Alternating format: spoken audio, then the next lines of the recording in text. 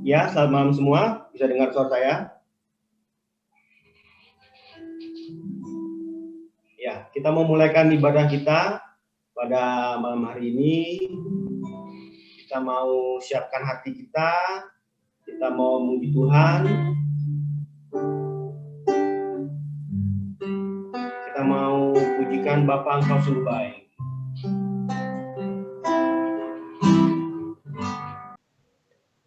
Bapa,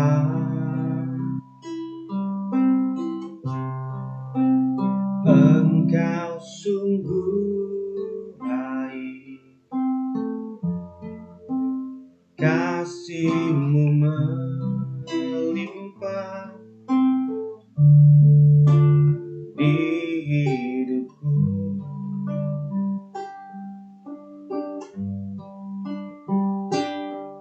Bapa,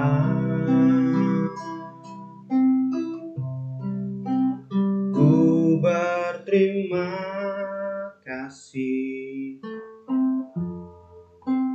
berkat-Mu hari ini yang Kau sediakan bagiku. Ku naikkan syukurku, naikkan syukurku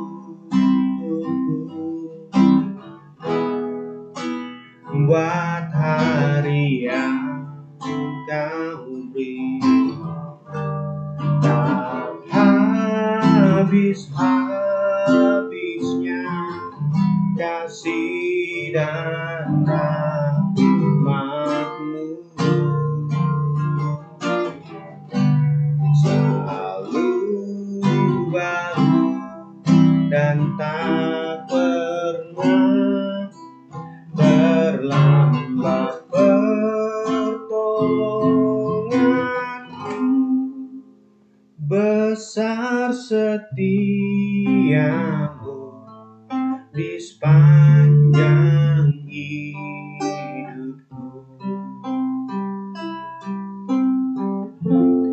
Besar setia-Mu di sepanjang hidupku.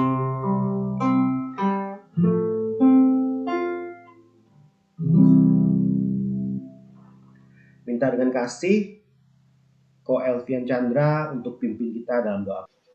Mari kita berdoa.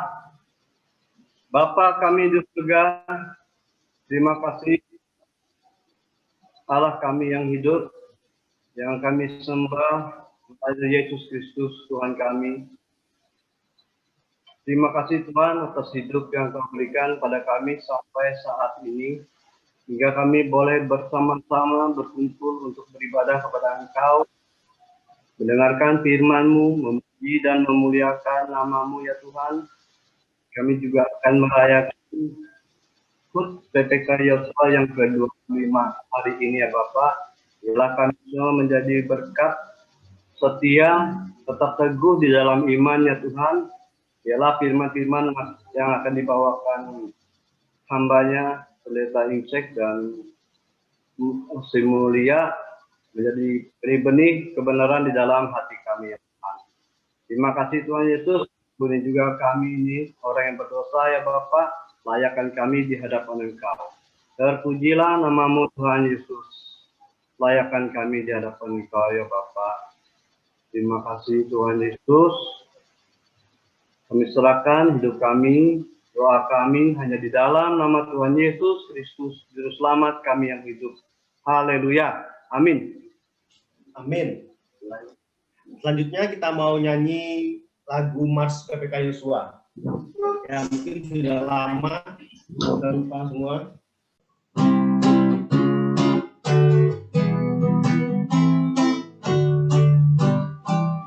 Kami Komisi Pria Yosua Gereja GPMI, angkatan dan salib Yesus, maju sebagai laskar Kristus. Kenakan senjata Allah melawan kuasa setan. Majulah terus pantang mundur, tanda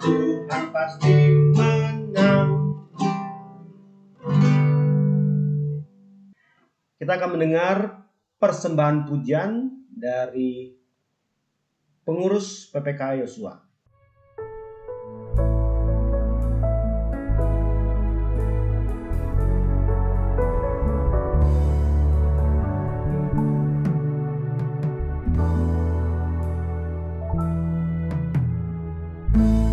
Kami rendahkan diri di hadapan-Mu,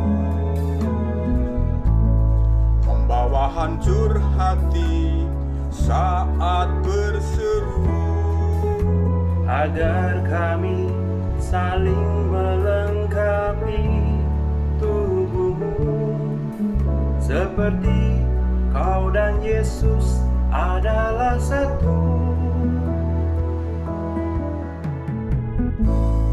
Kami rendahkan diri di hadapan-Mu, membawa hancur hati saat berseru, agar kami saling melengkapi tubuh-Mu, seperti Kau dan Yesus adalah satu. Jadikan kami satu, seperti kerinduan-Mu, agar dunia tahu bukti nyata dari kasih-Mu. sebelum kami pergi memberitakan kasih-Mu. Mulailah dari kami lebih dulu, jadikan kami satu.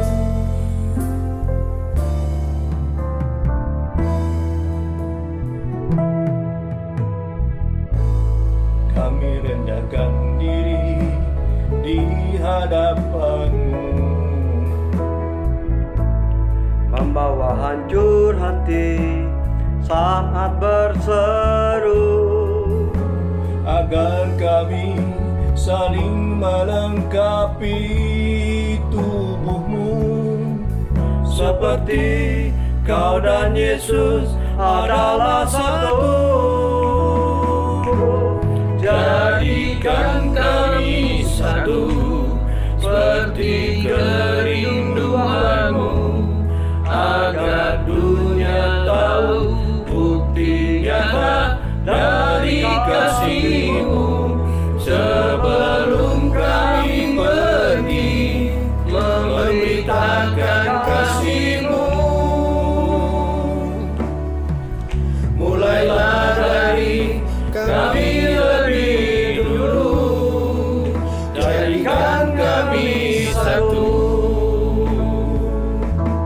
Jadikan kami satu, seperti kerinduan-Mu, agar dunia tahu bukti nyata dari kasih-Mu. Sebelum kami pergi memberitakan kasih-Mu, mulailah dari kami lebih dulu, jadikan kami satu. Mulailah dari kami lebih dulu, jadikan kami satu.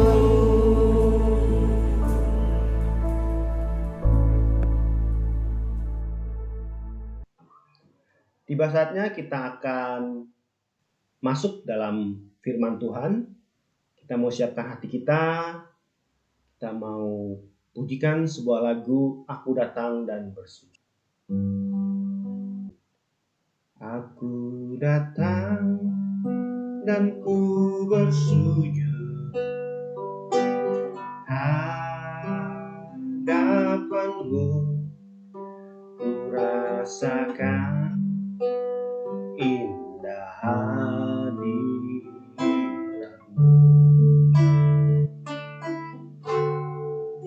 Telah ku buka mata hatiku dan seluruh jiwaku untuk ku nikmati firman-Mu. Firman-Mu yang kuasa untuk mengubah sikap hati. Firman-Mu yang tegakkan di saat ku terjatuh. Penuhkanlah bejanaku dengan air sungai-Mu. Ku haus akan firman-Mu yang kuasa. Firman-Mu yang kuasa mengubah sikap hati. Firman-Mu yang tegakkan di saat ku terjatuh. Penuhkanlah bejanaku dengan air sungai-Mu. Ku haus akan firman-Mu. Kepadamu seince dan semulia saya persilakan. Ya, selamat malam. Selamat malam. Selamat malam semuanya. Bapak, Ibu, dan saudara-saudara semua. Senang sekali kita boleh bertemu pada hari ini. Bersyukur karena kami dipercayakan untuk membagikan firman Tuhan di dalam hari yang sangat-sangat berbahagia ini, ya. Hari ulang tahun yang ke-25 PPK. Terima kasih pertama-tama kepada majelis dan gembala sidang yang mempercayakan kami untuk melayani. Terima kasih juga khusus kepada pengurus dan pembimbing dari PPK Yosua yang memberi kesempatan ini. Kami senang ada di antara saudara-saudari sekalian. Sebelum kita akan bersama-sama memulai, kami mau mengucapkan selamat hari ulang tahun PPK Yosua yang ke-25. Kiranya semakin menjadi berkat. Demikian boleh membawa setiap anggota keluarga datang dan dekat kepada Tuhan. Kita akan memulainya dengan berdoa terlebih dahulu. Mari kita tundukkan kepala kita berdoa. Bapa kami yang di surga, terima kasih dan bersyukur kepadamu. Sore menjelang malam ini, kami boleh bersama-sama bertemu.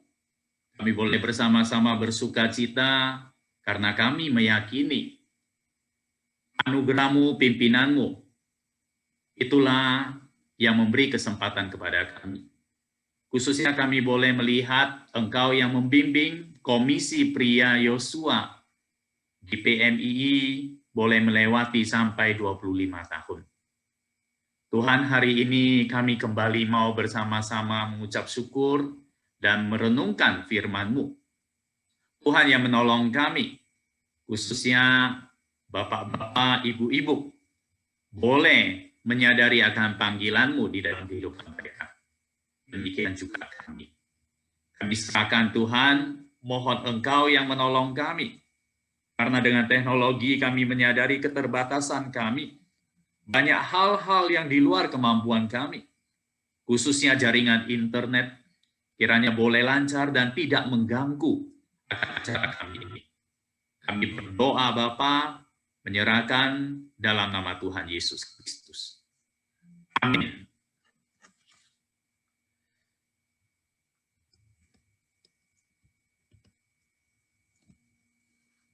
Saudara-saudari sekalian,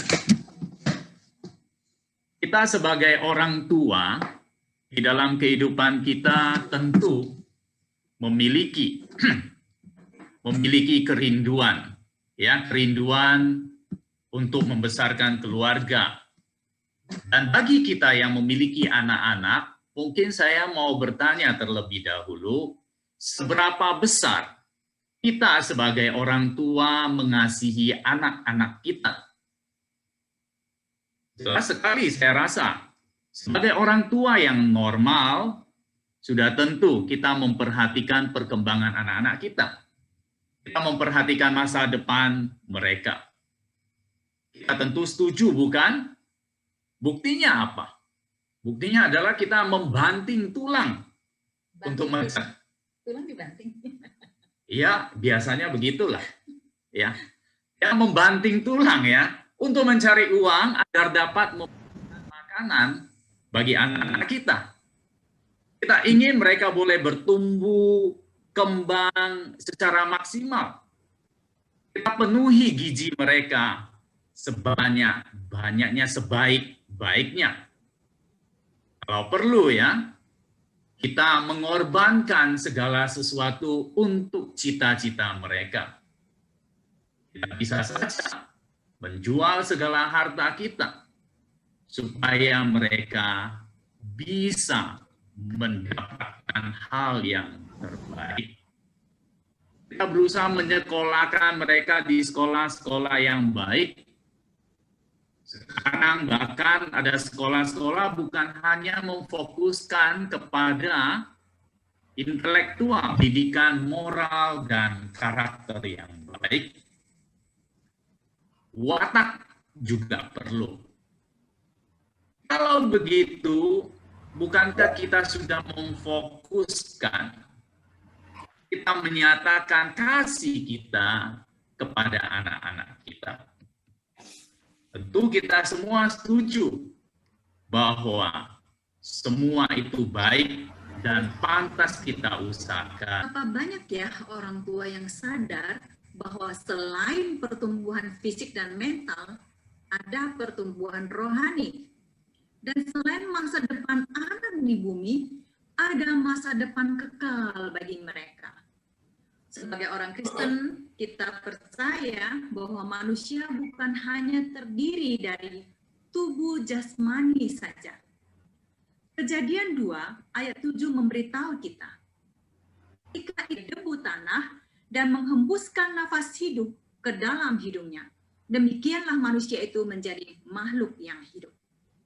Allah memberitahu kita bahwa manusia diciptakan dari bahan materi dan non-materi, yaitu debu tanah dan nafas atau roh dari Allah.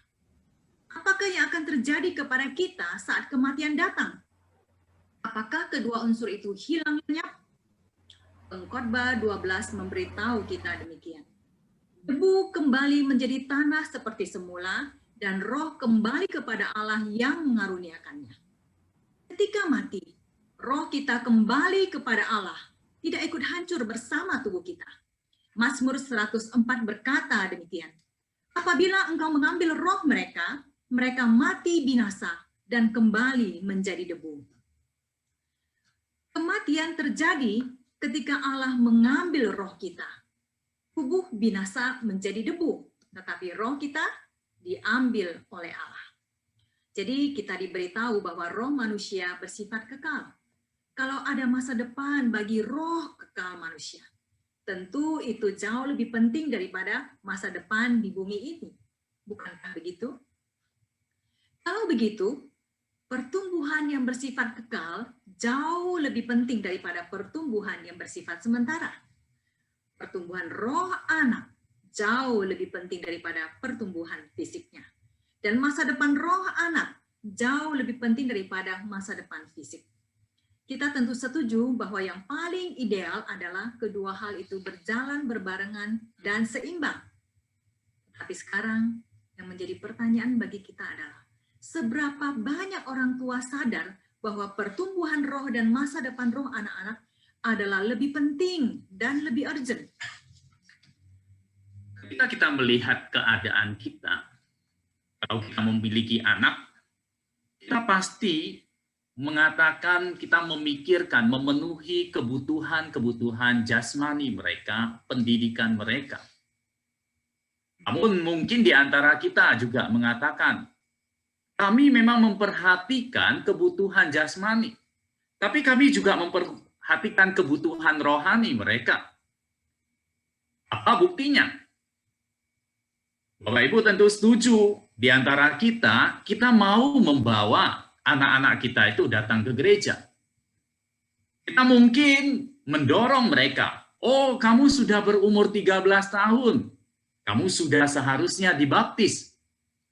Kita mengajak mereka untuk boleh beribadah di gereja bersama-sama. Kita menyadari bahwa selain kebutuhan jasmani, kita juga perlu memperhatikan kebutuhan rohani dari anak. Buktinya, kami membawa anak-anak kami datang ke gereja. Kami mendorong mereka untuk melakukan kegiatan-kegiatan rohani. Bahkan kami mendorong mereka untuk dibaptis. Tapi apakah benar demikian? Apakah itu merupakan sebuah tanggung jawab yang sudah seharusnya dan sepenuhnya kita lakukan? Saya ingat waktu pelayanan saya dulu, ketika melayani, maka melayani anak-anak muda itu memang sangat menyenangkan sekali. Mereka yang di dalam masa perubahan, puber, pancaroba, banyak sekali dinamika-dinamika yang terjadi. Ada di antara mereka yang memiliki ya mungkin kebiasaan-kebiasaan yang tidak baik. Suatu hari ada seorang tua datang mencari saya. Dia mengeluhkan tentang keadaan anaknya. Dia bilang, anaknya kenapa kok malas ke gereja? Anaknya kenapa kok malas sekolah? Anaknya kenapa kok hanya setiap hari hanya bermain saja? Lalu di kesimpulan akhirnya, maka dia mengatakan, Tuan tahu bagaimana engkau membimbing anak saya. Jadi dari kesimpulan pembicaraan tersebut adalah bahwa orang tua tersebut meminta pertanggungjawaban saya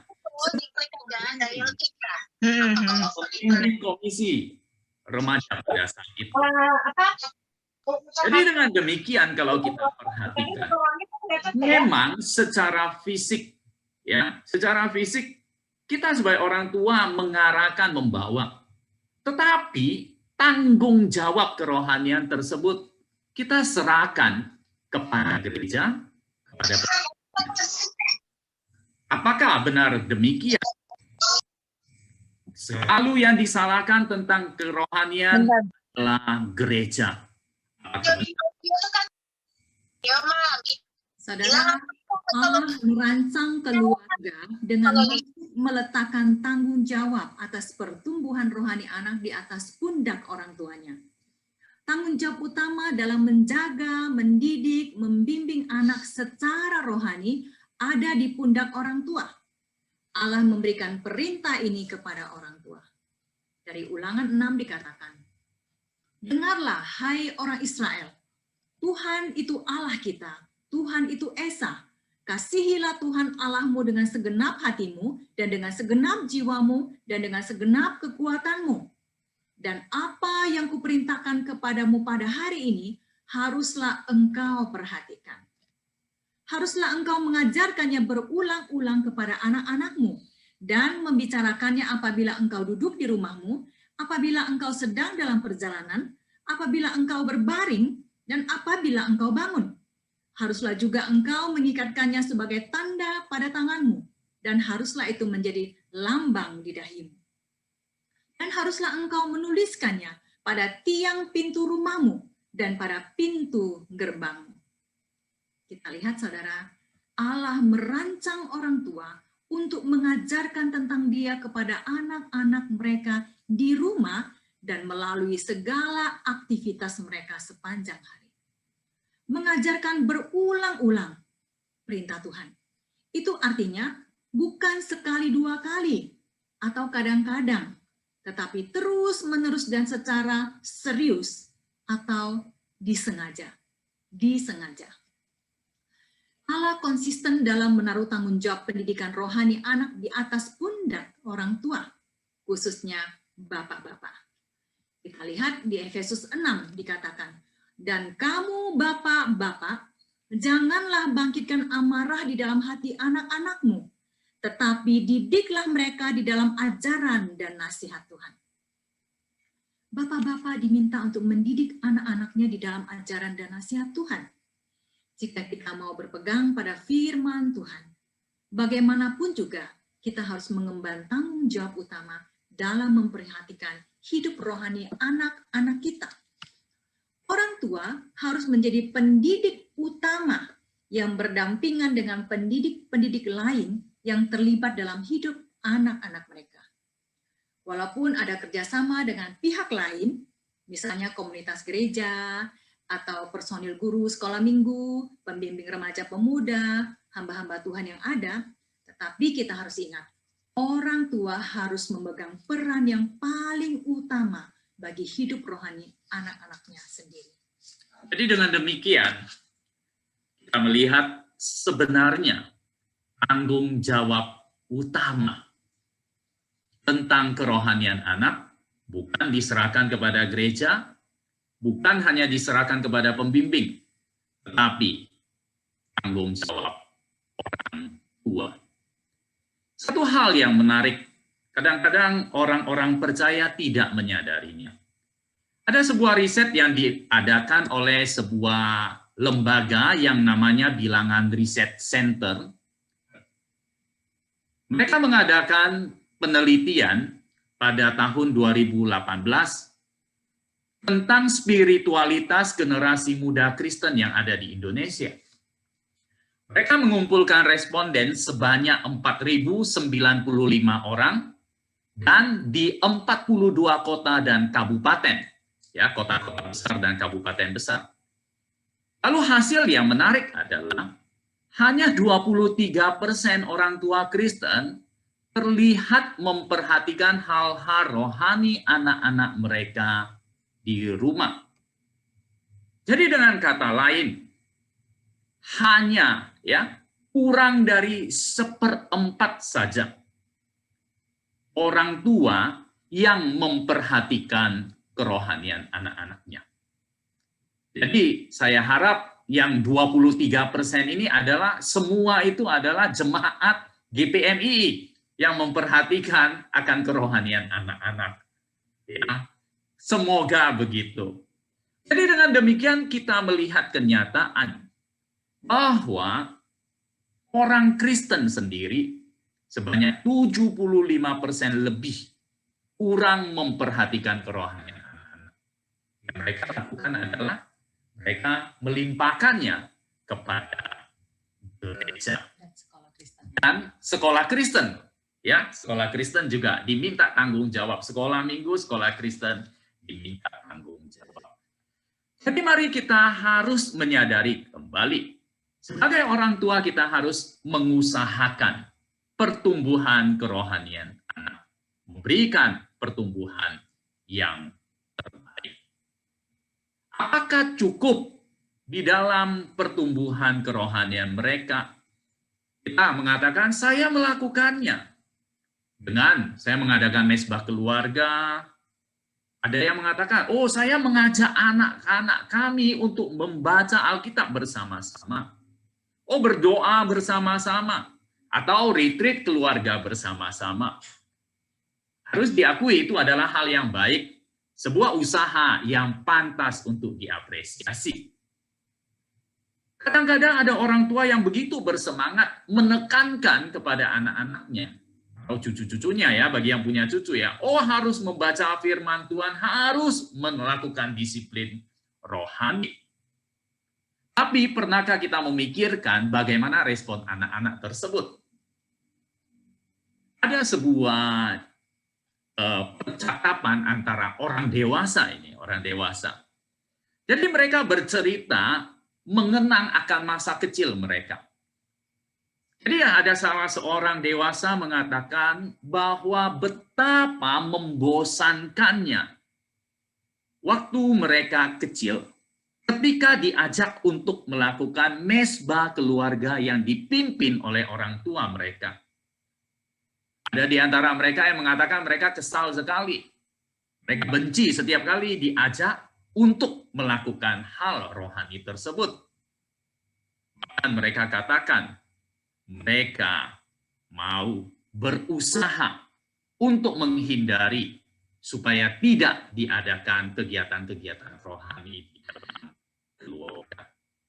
Mengapa begitu? Karena mereka menganggap itu tidak menarik. Lalu yang menjadi pertanyaan, apakah kegiatan rohani itu yang tidak menarik, atau kita yang melakukannya itu yang tidak menarik? Tapi kita harus memikirkan ulang bagaimana melakukan hal tersebut. Bukan memaksakan keinginan kita, kehendak kita, gaya kita. Ya, oh lagunya harus model ini saja. Tapi kita perlu mengetahui bagaimana dengan anak-anak kita. Apakah mereka mengikutinya, menginginkannya. Libatkanlah mereka. Kalau kita mengatakan cara tersebut, maka seperti kita akan menghidangkan makanan. Makanan yang enak dan baik, marilah kita hidangkan di atas piring yang cantik, yang elok. Sehingga nafsu makan semakin bertambah juga. Kalau makanan enak, tapi kalau modelnya tidak enak, maka percuma. Ya, percuma.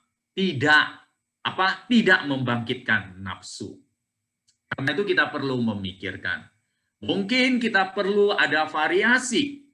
Ya, memakai waktu yang singkat, 10 menit saja, mungkin awalnya begitu. Lalu kita juga harus melihat kesiapan rohani anak-anak. Kita dapat membuat mungkin tidak selalu monoton, harus ujian, doa, firman begitu, tidak. Tetapi kita bisa membuat variasi. Mungkin satu hari kita akan bernyanyi, sharing. Oke, hari berikutnya kita akan berdoa bersama-sama, bercerita tentang kehidupan mereka. Lalu kita ada waktu kita akan membahas firman Tuhan bersama-sama. Bisa juga kita mengadakan permainan-permainan kecil. Ya, sekarang zaman internet kita boleh mencari hal-hal yang bisa menimbulkan gairah kerohanian. Ya, kita bisa mencari permainan-permainan yang bermakna sehingga anak-anak tahu, oh, ini ada pengajaran rohani. Satu hal yang perlu kita ingat adalah bahwa ada anak-anak yang dibesarkan dalam kegiatan rohani di rumah seperti itu, bisa kemudian menjauh dari kekristenan karena merasa orang tuanya munafik. Merasa orang tua tidak bisa diajak bicara baik-baik, egois, temperamen, pemarah, perasa, atau otoriter.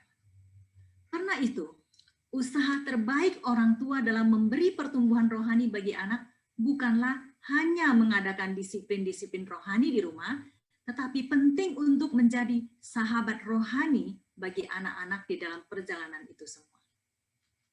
Itu artinya orang tua membicarakan hal-hal rohani dengan anak, mendiskusikan topik-topik menarik seputar kehidupan, mempertanyakan bagian-bagian tertentu dalam Alkitab, dan mencari jawabannya bersama-sama. Itu juga berarti orang tua mendengar pergumulan batin anak, memberi ruang untuk mereka, bahkan meragukan Allah.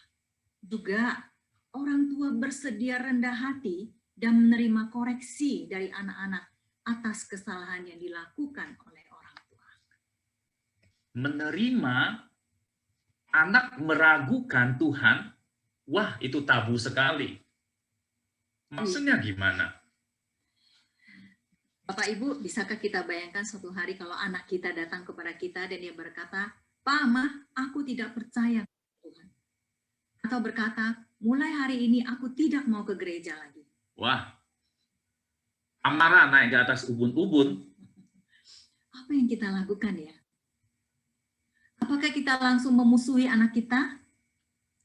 vonis dia salah. Kita keluarkan dari rumah ya, sebelum mereka bertobat kembali gitu ya. Nah, ada sebuah kesaksian yang sangat baik dari sepasang suami istri hamba Tuhan yang sangat cinta Tuhan dan sangat giat melayani.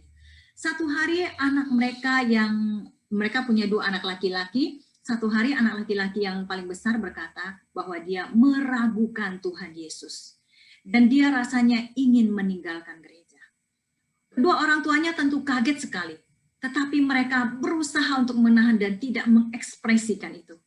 Kemudian mereka rangkul anaknya dan berkata, kami akan bersama-sama dengan engkau melewati jalan keraguan ini.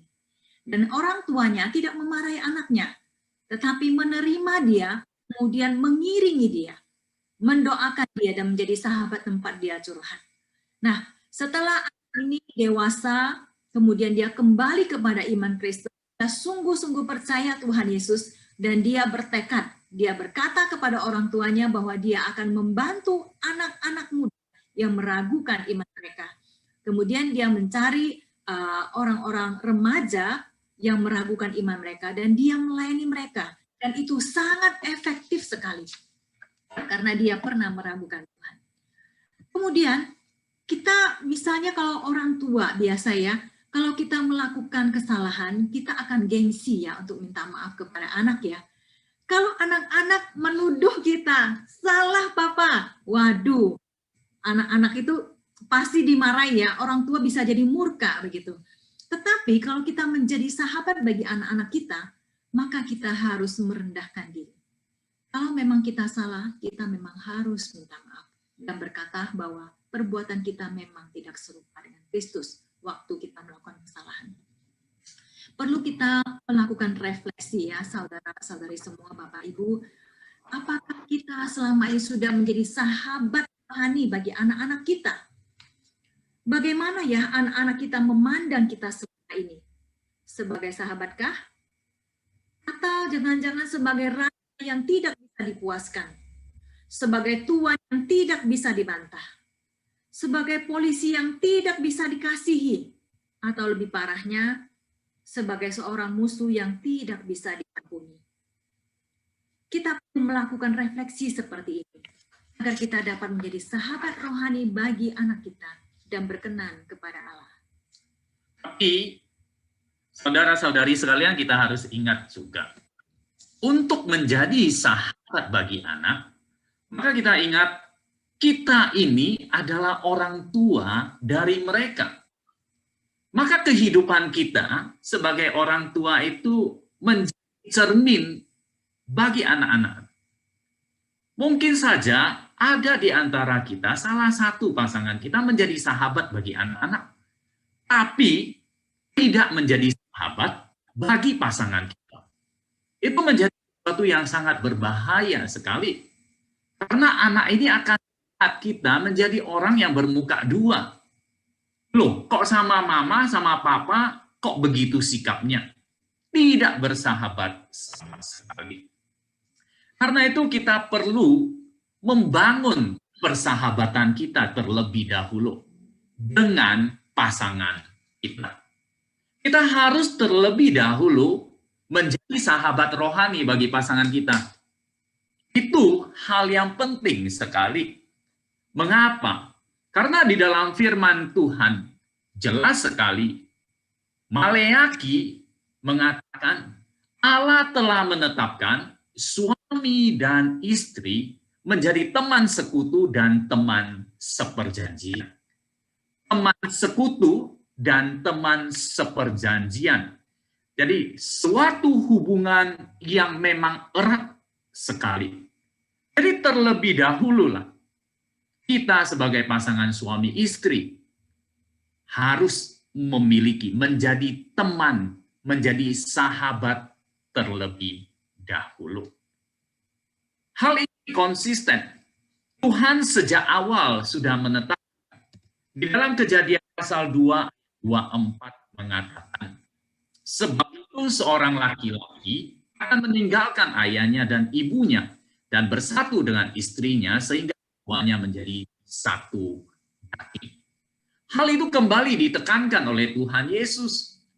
Ketika dia datang ke dunia ini, dia mengingatkan hal itu. Di Matius 19 dikatakan, tidakkah kamu baca bahwa Ia yang menciptakan manusia sejak semula menjadikan mereka laki-laki dan perempuan? Dan firman-Nya, sebab itu laki-laki akan meninggalkan ayahnya dan ibunya dan bersatu dengan istrinya, sehingga keduanya menjadi satu kaki. Jadi, untuk menjadi sahabat anak, maka kita harus memulainya naik ke satu tingkat, yaitu menjadi sahabat bagi pasangan kita. Allah menginginkan kesatuan antara suami dan istri. Kesatuan itu bukan hanya tinggal dalam satu rumah, bukan beribadah di dalam satu gereja yang sama, bahkan bukan dalam satu kamar atau satu ranjang, tetapi memiliki sebuah kesatuan hati. Kesatuan hati, kesatuan visi yang sama dalam rumah tangga. Ya, kesatuan visi yang sama dalam rumah tangga bukan berarti kita itu tidak bisa berbeda pendapat, tidak boleh berbeda pendapat. Tetapi ketika ada perbedaan pendapat, maka kita menyadari bahwa kita ini satu, kita memiliki tujuan yang sama, yaitu menjadi seperti Kristus. Maka kita boleh bersama-sama untuk menjalaninya. Apabila kita tidak memiliki satu kesatuan ini, maka akan sulit kita menjadi sahabat bagi anak-anak. Mulailah bersahabat dengan pasanganmu terlebih dahulu.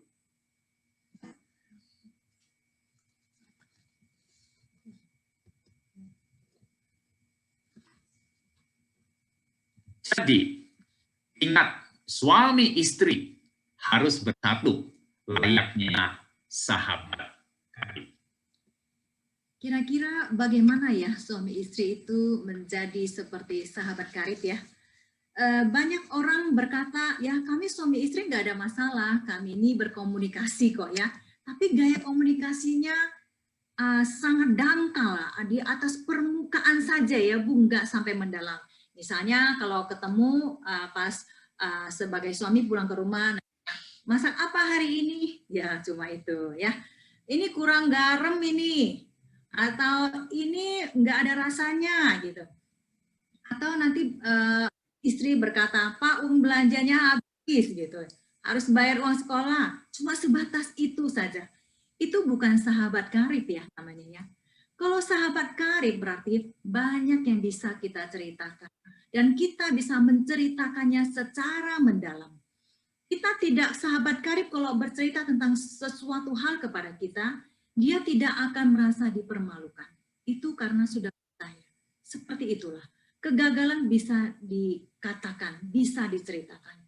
Dan kita juga sebagai seorang sahabat karib bagi suami atau istri, kita tidak mencari hal yang lain kecuali hal rohani orang ini.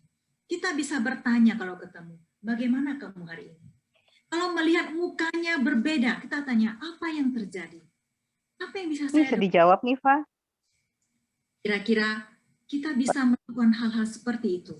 Kita sungguh menjadi sahabat karib bagi suami atau bagi istri, bagi pasangan kita. Dan sesungguhnya itulah yang ingin anak-anak kita lihat di dalam keluarga sebelum mereka menerima pengajaran dari kita. Allah, dan tadi kita sudah baca di depan ya di Ulangan 6, Allah memberi perintahnya di Ulangan, katanya haruslah juga engkau mengikatkannya sebagai tanda pada tanganmu dan haruslah itu menjadi lambang di dahimu. Itu adalah sesuatu yang kelihatan, tanda di tangan dan di dahi.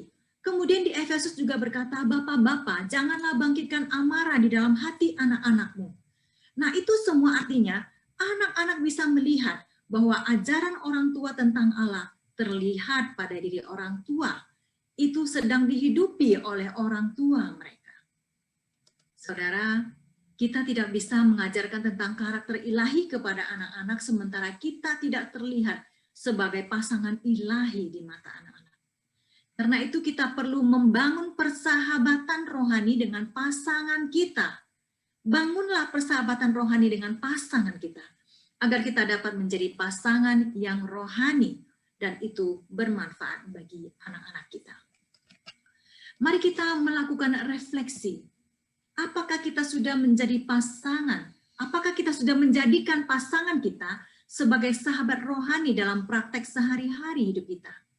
Apakah kita membicarakan hal-hal rohani dengan pasangan kita? Apakah kita berdoa bersama pasangan kita? Apakah kita mendiskusikan topik-topik terkait kehidupan dan iman kita?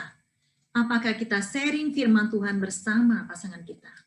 Apakah kita berlutut dan menangis bersama untuk masalah yang kita hadapi, untuk pemberontakan anak-anak kita, dan hal-hal lain yang kita hadapi dalam kehidupan kita? Kita perlu menanyakan hal itu kepada diri kita masing-masing. Suami istri yang menjadi sahabat rohani tentu memiliki keuntungan, karena itu akan dilihat oleh anak-anak kita. Dan pasti anak-anak itu akan dengan mudah untuk meniru apa yang sudah kita lakukan. Suami istri akan menjadi mitra yang indah. Mitra satu dengan lainnya saling mendukung. Dan hal itu juga mempunyai efek.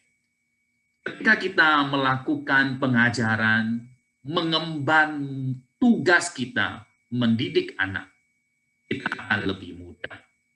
Dan anak-anak tidak perlu mencari model lain, karena di dalam keluarga ada model, ada teladan yang baik yang bisa mereka lihat. Harus diakui bahwa kebanyakan dari kita tidak mempunyai model sahabat rohani dalam keluarga asal kita. Kami sendiri harus mengakui, orang tua kami bukanlah orang tua Kristen. Tapi kadang-kadang ada orang tua Kristen pun belum tentu mereka menjadi model sahabat rohani. Karena itu kita bertumbuh sendiri. Kita bertumbuh dengan cara kita masing-masing. Itu tentu dengan cara mencoba salah, coba salah. Kita harus memulainya. Mari mulailah dari diri kita, keluarga kita, menjadi sahabat rohani bagi anak-anak kita. Sehingga anak-anak kita kelak mendapat model yang baik, dan itu nanti akan diteruskan kepada keluarga atau rumah tangga mereka sendiri. Kita tadi sudah melihat bahwa kita harus menjadi sahabat rohani bagi anak-anak kita, dan kita harus dahului dengan menjadi sahabat rohani bagi pasangan kita. Tapi sebaik apapun kita berusaha menjadi sahabat rohani bagi pasangan kita dan bagi anak-anak kita tidak akan mencapai tujuan itu jika kita tidak memulai persahabatan rohani dengan sahabat sejati kita, Kristus. Bersahabatlah dengan Kristus. Jika kita hanya bisa mempunyai satu sahabat saja di dunia ini, pastikan itu adalah Kristus. Tapi syukur kepada Allah, Dia memberikan kita kesempatan-kesempatan untuk membangun persahabatan dengan sesama kita, bukan?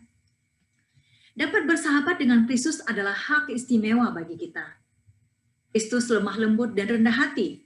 Dengan bersahabat dengannya, kita dapat belajar bagaimana menjadi pribadi yang lemah lembut dan rendah hati.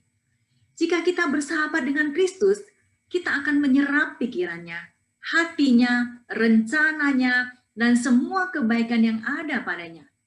Itu semua adalah hal yang kita butuhkan agar dapat menjadi sahabat rohani bagi pasangan kita, bagi anak kita, dan bagi orang lainnya. Jika kita bersahabat dengan Kristus, kita siap menjadi sahabat rohani yang orang lain butuhkan untuk bertumbuh dalam Kristus. Di sisi lain, jika kita bersahabat dengan Kristus, kita memiliki seorang sahabat dengan kualitas sahabat yang paling baik, yang paling kita perlukan di bumi. Mari kita refleksikan sejenak. Apakah kita sudah bersahabat dengan Kristus? Apakah kita memakai banyak waktu untuk bercakap-cakap dengan Dia? Karena sahabat banyak bercakap-cakap. Apakah kita mengkhususkan waktu untuk mendengar apa yang Dia katakan untuk kita lakukan? Seorang sahabat mendengarkan apa kata sahabatnya. Yesus berkata, "Kamu adalah sahabatku, jikalau kamu berbuat apa yang kuperintahkan kepadamu." Kita harus ingat, walaupun Yesus sahabat kita, Dia adalah Raja yang memerintah atas hidup kita. Semakin baik kita menaati perintahnya, semakin baik kita akan bersahabat dengan Dia. Kiranya Tuhan menolong kita untuk menaati Kristus, sehingga kita bisa menjadi sahabat nomor 1 bagi Dia, kemudian menjadi sahabat juga, sahabat rohani bagi pasangan kita dan anak-anak kita. Jadi dengan demikian kita bisa melihat bahwa memang dari rancangan Allah menjadikan kita di dalam sebuah keluarga. Kristus adalah kepala. Dan Dia mengatakan Dia bukan sebagai Tuan, tapi Dia mengatakan Dia sebagai sahabat kita. Dia menjadi contoh teladan kita bagaimana menjadi sahabat yang sebenarnya. Karena itu di dalam keluarga ketika kita mendapatkan kasih dari sahabat kita, Yesus Kristus, di dalam keluarga kita terapkanlah menjadi sahabat dalam hal yang paling dasar, yaitu untuk pasangan kita. Dan biarlah itu juga akan mempengaruhi tingkah kita, kebiasaan kita menjadi sahabat bagi anak-anak kita. Lainnya,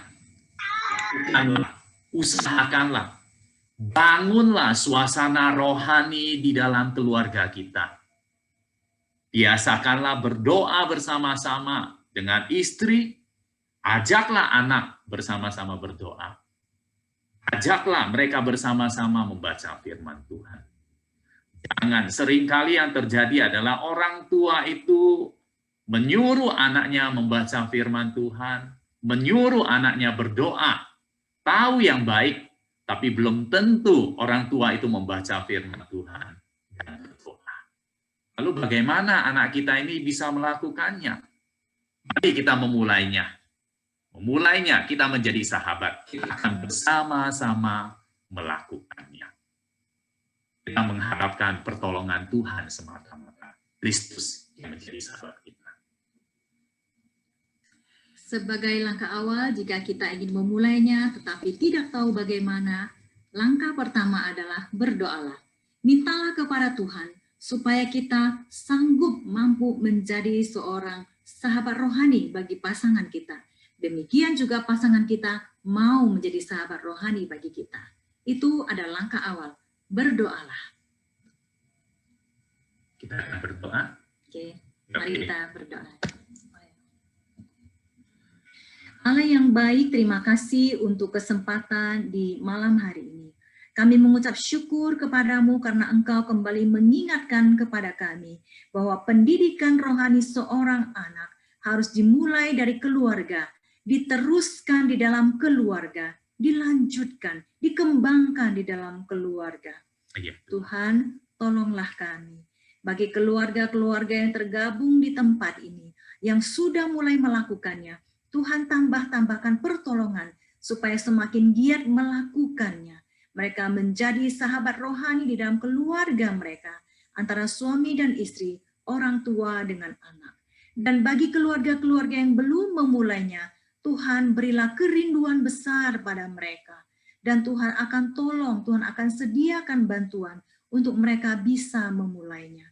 Berilah keberanian sehingga mereka mampu memperkatakan perkara-perkara rohani di dalam rumah mereka. Dan suami istri saling menjadi sahabat yang saling mendukung menguatkan di dalam hal rohani. Dan orang tua anak menjadi sahabat-sahabat, sahabat rohani di mata Tuhan. Berilah pertolongan kepada kami, ya Allah. Bapa kami yang di surga, pada hari ini, Secara khusus kami mohon berkat-Mu di dalam hari ulang tahun PPK Yosua yang ke-25, persekutuan dari para bapak-bapak. Mereka adalah orang-orang yang Engkau pilih menjadi kepala keluarga. Tuhan, Engkau juga yang mampukan mereka menjadi penggerak, menjadi promotor untuk menggerakkan keluarga mereka bagi pasangan mereka. Tuhan, tolong Tuhan. Kami tahu banyak kesulitan, banyak tantangan, gengsi, dan lain sebagainya. Tetapi Tuhan, ingatkan kami bahwa Engkau Allah yang menginginkan kami melakukannya untuk kebaikan kami, untuk kebaikan keluarga kami. Bahkan ketika kami lemah, mohon Engkau yang menguatkan kami. Percaya Roh Kuduslah yang akan memampukan kami melakukannya. Berilah kami niat dan kemampuan ini. Kami berdoa, Bapa, terima kasih untuk kesempatan hari ini.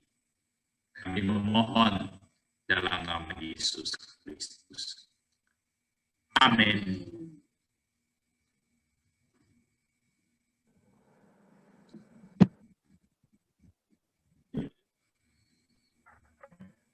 Oke, terima kasih buat firman yang sudah diberikan.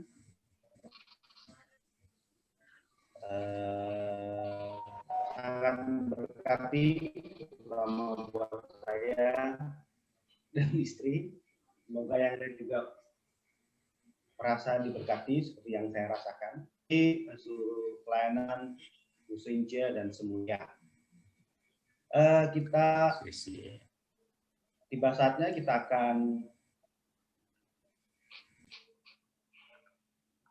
memberikan persembahan untuk pekerjaan Tuhan. Ya, seperti biasa, persembahan dapat ditransfer melalui rekening yang ada atau scan QR yang tertera di layar. Saya minta dengan kasih untuk Ko Kurniawan Chandra untuk menaikkan suatu pujian dan juga doa syukur. Saya persilakan. Ya. Mari kita mempersembahkan pujian.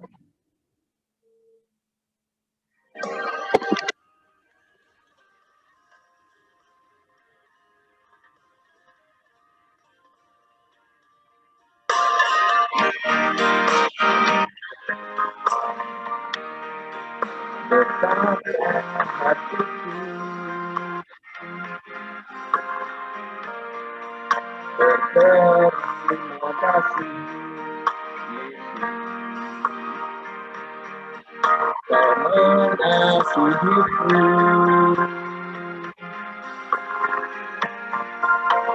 Kau memilikiku. Hanya ini Tuhan persembahanku, segenap hidupku, jiwa dan ragaku, dapat dimiliki harta kekayaan yang cukup berarti untuk persembahkan. Hanya ini Tuhan permohonanku, terimalah Tuhan persembahanku, baiklah hidupku sebagai alat-Mu untuk hidupku.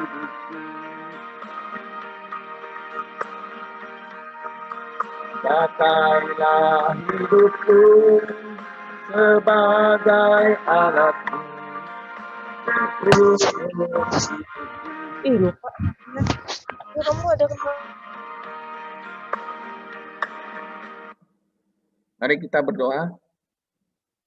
Tuhan Bapa kami yang ada di surga, kami kembali bersyukur dan berterima kasih karena tepat pada saat ini kami bersama merayakan HUT PPK Yosua yang ke-25, meskipun keadaan saat ini yang membuat kami merayakannya melalui Zoom di tempat kami masing-masing, tapi kami percaya bahwa Tuhan memelihara kehidupan kami dengan memberi kami tubuh yang sehat serta kekuatan dalam menjalani kehidupan ini. Juga kami bersyukur untuk firman-Mu Tuhan yang boleh kami dengar, yang boleh kami mengerti. Kami percaya firman-Mu Tuhan menjadi pelita bagi kaki kami, terang bagi jalan kami.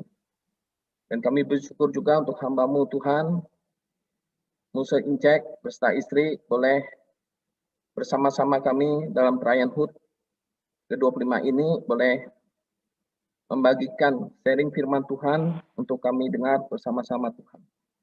Terima kasih Tuhan untuk semua ini. Kami juga berdoa untuk persembahan kami, kiranya Tuhan memberkati, meskipun kami saat ini mempersembahkannya sedikit, tidak sebanding dengan berkat yang Tuhan berikan dalam kehidupan kami. Kiranya Tuhan memberkati persembahan kami untuk dipergunakan pelebaran kerajaan Tuhan di muka bumi ini ya Bapak. Terima kasih Tuhan untuk doa kami ini. Kami bersyukur dan berterima kasih. Amin. Untuk selanjutnya kita akan ada acara, ya kalau ulang tahun kan kalau nggak pakai kue ulang tahun kayaknya kurang afdol gitu ya. Oke, Dr. Victor mungkin bisa di spotlight ya kuenya. Oke, saya akan nyanyikan lagu Happy Birthday. Dr. Victor makan sendiri, tiup sendiri. Happy birthday to you. Happy birthday to you. Happy birthday, happy birthday, happy birthday to you. Happy birthday to you. Happy birthday to you. Happy birthday, happy birthday, happy birthday to you. Ya, selamat malam semuanya. Perayaan ulang tahun Yosua yang ke-25 pada malam hari ini kita lakukan dengan sederhana, dengan suasana yang sangat berbeda seperti biasanya. Kita masing-masing di rumah, termasuk saya sendiri di rumah, dan menikmati kebaikan Tuhan secara online bersama dengan rekan-rekan pria Yosua. Kita bersyukur telah genap berusia 25 tahun, dan Tuhan yang akan menyertai perjalanan PPK Yosua ke depan. Kita mohon berkat Tuhan supaya kita dapat menghidupi panggilan Tuhan sebagai pria-pria Allah, sebagai suami, sebagai ayah, menjadi berkat bagi keluarga, bagi istri, bagi anak-anak, menjadi sahabat rohani, melayani Tuhan, mempersembahkan hidup kepada Tuhan. Kiranya pelayanan PPK Yosua semakin baik ke depan. Kita mohon berkat Tuhan dalam perjalanan ke depan. Mari kita berdoa. Ya Bapa di surga, kami bersyukur pada malam hari ini. Untuk kemurahan-Mu kami boleh bersama-sama merayakan, mensyukuri ulang tahun PPK Yosua yang ke-25. Terima kasih untuk anugerah Tuhan tahun demi tahun hingga saat ini. Sekalipun di tengah pandemi, dengan semua keterbatasan yang ada, kami tetap patut bersyukur kepada Tuhan yang memelihara kehidupan kami. Kami boleh tetap melayani bersama, membangun iman, spiritualitas, pengenalan akan Allah, dengan semua jatuh bangun kehidupan. Terkadang kami gagal, terkadang kami merasa sangat sulit untuk menghidupi panggilan Tuhan bagi kami. Tapi malam ini kami boleh kembali mendekat kepada Tuhan, merenungkan kebaikan Tuhan bagi kami. Dan dengan sebuah perenungan kembali, komitmen kembali untuk sungguh-sungguh menjalani kehidupan kami, menjadi berkat bagi keluarga kami, bagi banyak orang, terlebih bagi anak-anak kami, menjadi sahabat rohani, membawa mereka bertumbuh bersama-sama. Terima kasih Tuhan. Engkau berkati perjalanan PPK Yosua ke depan. Berkati pembimbing, berkati pengurus, berkati semua anggota, masing-masing dengan panggilan Tuhan yang Tuhan telah percayakan. Semua kami boleh setia melayani Tuhan. Dan saatnya nanti kami kembali boleh melayani secara bersama-sama, on-site di gereja, menikmati sukacita dari Tuhan. Di tengah-tengah pandemi saat ini, kuatkan iman kami, bersandar pada Tuhan, berharap pada Tuhan, dan melihat kebaikan Tuhan mengiringi masa-masa yang sulit ini. Terima kasih Bapa di surga. Kami menyerahkan perjalanan PPK Yosua ke depan sepenuhnya ke dalam tangan Tuhan. Sumber kehidupan, sumber berkat, sumber kebaikan kami semuanya. Dalam nama Tuhan Yesus Kristus, kami berdoa dan kami bersyukur. Amin.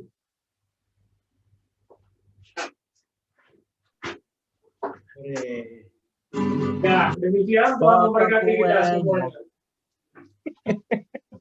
Oke, untuk selanjutnya kita akan mendengarkan kata sambutan dari Ketua Majelis. Ya, pada Saudara Semi, saya persilahkan. Iaken Semi. Ya, selamat malam semua. Selamat ulang tahun buat PPK Yosua, kepada pengurus, kepada seluruh anggota PPK Yosua. Semoga semakin hari semakin bertumbuh, semakin dewasa dalam rohani. PPK Yosua boleh menjadi wadah buat seluruh kaum pria di gereja ya. Jadi bukan sekedar kaum pria yang datang ke persekutuan, tapi seluruh kaum pria di gereja GPMII. Saya juga berterima kasih kepada pengurus yang sudah memberikan pengorbanan, merayakan ulang tahun ini dengan kondisi yang sangat terbatas seperti ini, sesuai dengan arahan dari majelis, karena kita melihat kondisi yang belum memungkinkan. Pandemi ini memang mengubah banyak sekali hal dalam kehidupan kita. Namun, alangkah baiknya kita selalu melihat dari sisi positifnya ya. Jadi pandemi ini jelas membuat kita belajar untuk kembali lebih betah di rumah, betah kumpul bersama dengan keluarga, karena kita jarang sekali keluar, jarang sekali aktivitas di gereja dan sebagainya. Jadi mari kita coba belajar menikmati suasana pandemi seperti ini gitu ya. Daripada kita selalu berpikir kapan selesai, lebih baik kita coba menikmati suasana yang ada. Seperti tadi khotbah dari Musa juga, bagaimana kita boleh kembali menjalin hubungan yang lebih baik dengan keluarga kita, dengan pasangan kita, dengan anak-anak kita. Inilah kesempatan kita. Ke depan juga kita tidak tahu seperti apa akan, saya yakin bahwa pasti ada banyak sekali yang berubah meskipun pandemi ini telah berakhir.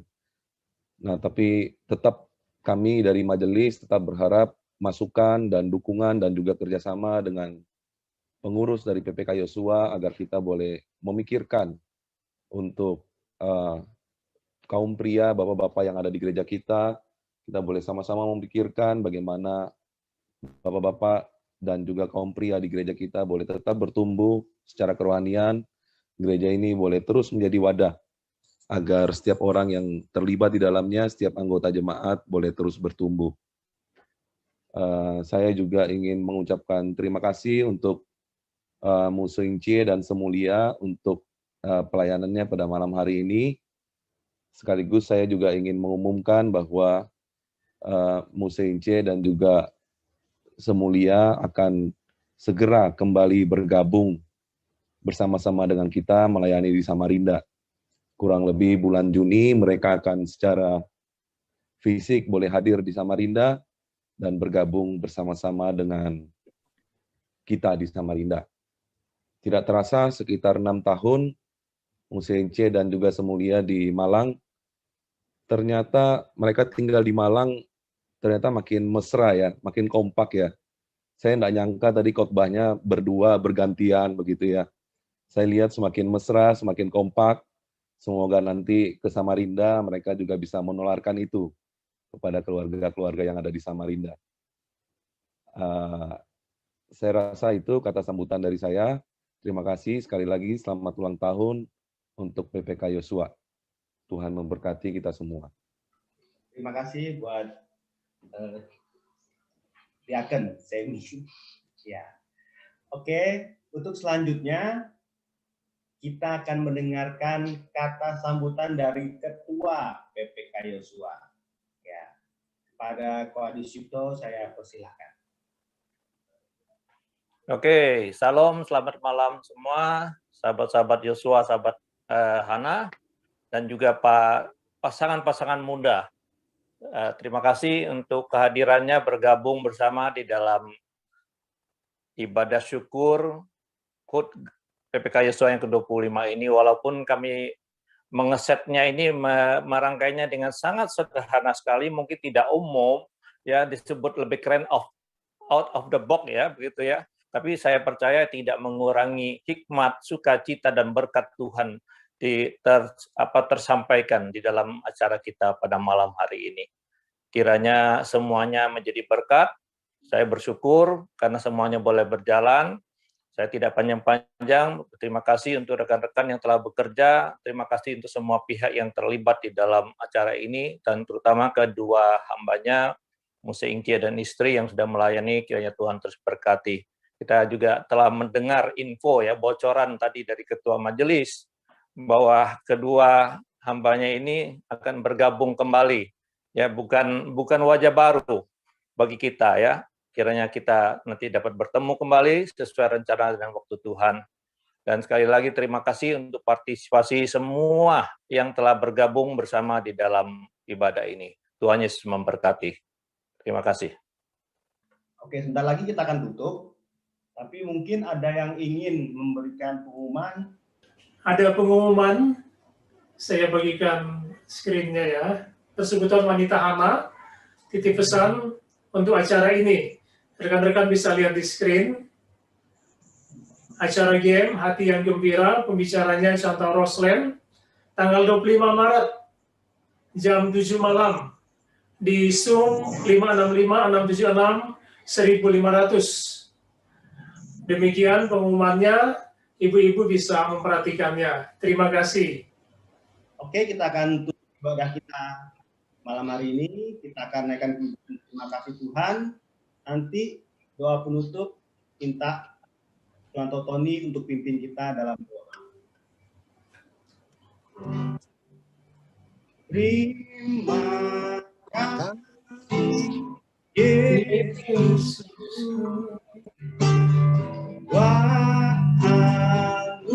Anugerah yang Kau beri, sebab hari ini Tuhan adakan syukur bagiku. Kepada Contoh Tony, saya persilahkan. Mari kita bersyukur untuk seluruh rangkaian acara yang sudah Tuhan berkati. Terima kasih Bapak Surgawi untuk kesempatan kami boleh merayakan ulang tahun. Karena setiap kali kami merayakan ulang tahun, kami itu boleh melihat ke belakang dan melihat karya kasih dari Allah yang menyertai perjalanan kami. Khususnya untuk PPK Yosua yang saat ini sudah berusia 25 tahun. Tanpa adanya perayaan ulang tahun, kerap kali kami mengabaikan ya Tuhan. Tapi dengan perayaan ini, kami boleh mengingat kembali akan pertolongan, penyertaan Allah melalui PPK Yosua. Dari keberadaan yang mungkin kecil, tetapi bisa menjangkau jiwa-jiwa yang belum percaya dan akhirnya menjadi percaya, bahkan mungkin menjadi aktivis pengurus selama puluhan tahun ini. Terima kasih Bapak Surgawi.